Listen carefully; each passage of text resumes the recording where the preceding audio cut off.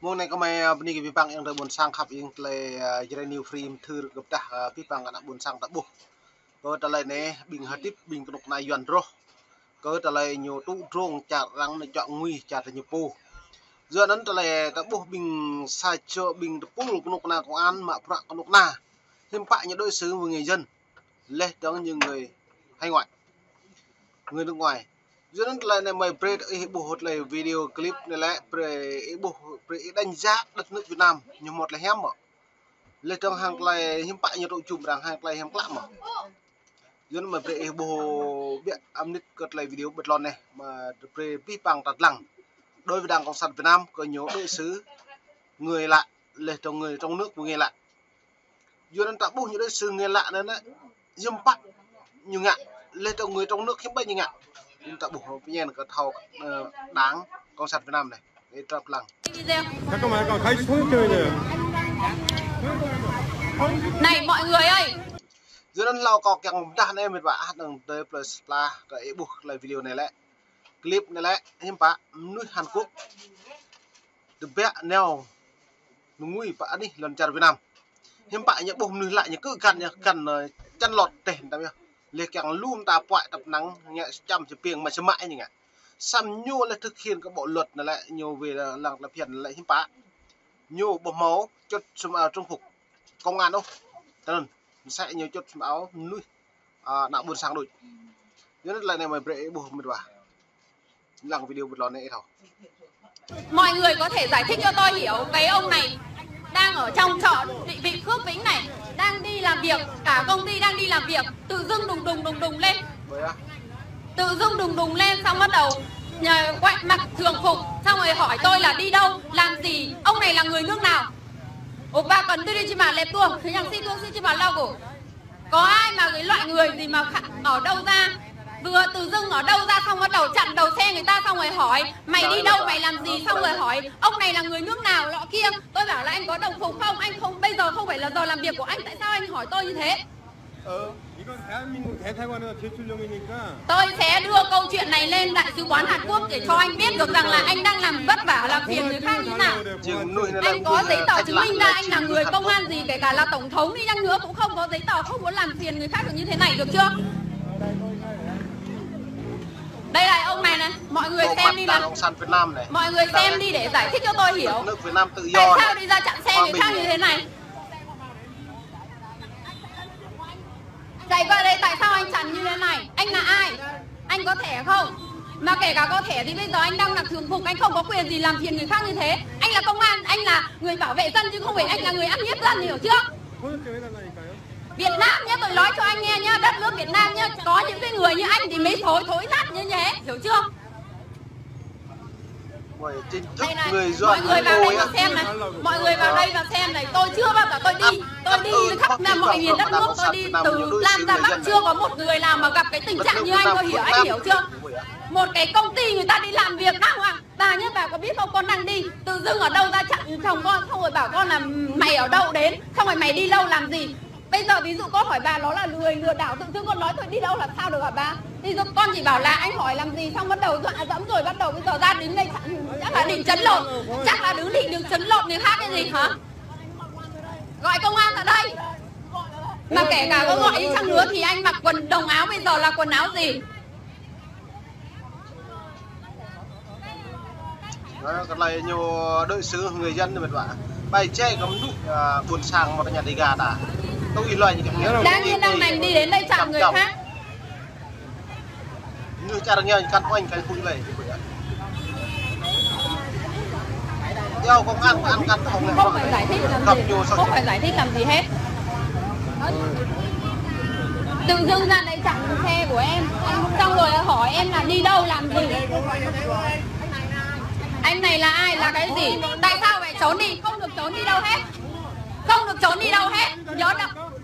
Có khi là đang bị chấn lột nhưng mà không chấn lột được cái gì thì bây giờ quay ra chở trứng như thế này đúng không?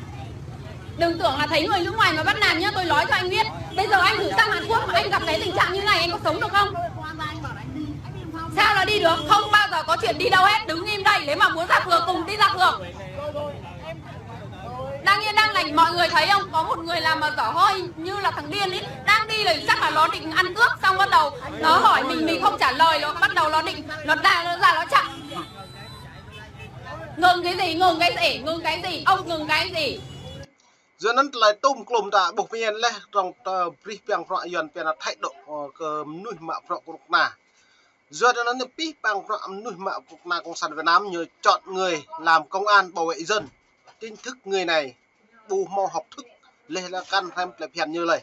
Giờ nó lại này nhà tụ với mãi cái này nhà mạ nuôi lục gu thao về phố về làng đã buồn sang trong pieng lại lọt là lê na buồn sang lê thằng nào bạ mà đặc na pe đang ấy buổi à rau plan tầm đi này đối nhà mồm nuôi công an cả đi lò gai coi là nhiều na pe lệ ban nhầm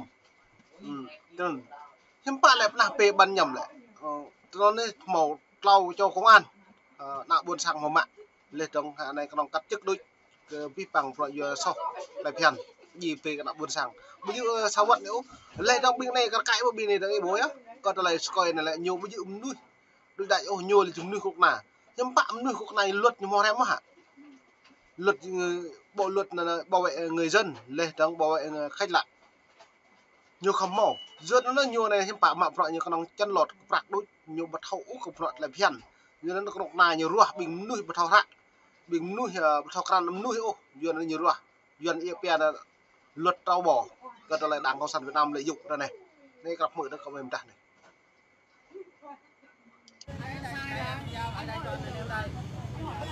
Không đi đâu hết, để im đây, không đi đâu hết. 공안이라고 물어봐야 Anh quyền gì mà anh giữ xe tôi? Anh có quyền gì mà anh là công an phường cơ mà. Anh là công phường mà. Anh là công an phường đúng không? Công an phường thì phải đứng đây để giải quyết vấn đề chứ. Công an gì? Ông ấy đang hỏi anh không phải là công an không? Tại sao nói là công an? Đang định ăn cướp. Đang định ăn cướp. Đang định ăn cướp. Cái chuyện này tôi sẽ đưa lên Đại sứ quán Hàn Quốc. Của bà bí gì mà lẹp tua. Tôi sẽ đưa câu chuyện này lên Đại sứ quán của Hàn Quốc để tôi nói cho cả mọi người biết. Chứ không có một cái đất nước nào mà người du lịch hay là cái người ta sang đây kinh doanh là để cho các anh sống sung sướng, ăn sướng mà sướng nhá. Tôi nói cho anh nghe thế.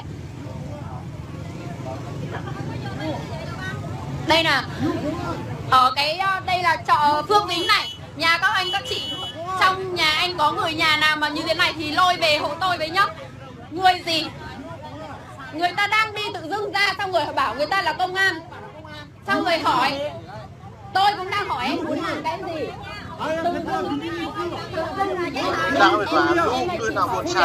Chị đang đi xong rồi đuổi theo chị với bảo chồng chị xong rồi hỏi là chúng mày ở đâu đến rồi là người nước nào nọ kia xong rồi làm cái gì xong rồi em hỏi là anh hỏi em xong rồi nó bảo là nó là công an. 대한민국 비즈니스맨 내가 사업처 왔는데 나를 이유 없이 가갖고 자기가 공안이라고 그랬어. 자기가 공안이라고. Anh ấy nói là anh bên công ty em là đi về đây là đi thăm. Anh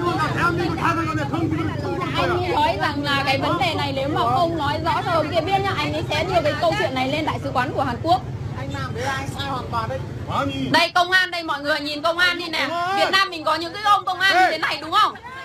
Thế này là công an là người ta bảo vệ dân chứ không phải là công an để hiếp dân đúng không? Chẳng có ai mà lại như thế cả. Người ta là người nước ngoài, người ta có gặp khó khăn đi chăng nữa thì các ông cũng phải bênh vực hoặc là phải hỗ trợ chứ không phải là gặp thấy người nước ngoài là để định ăn hiếp người ta, hiểu chưa?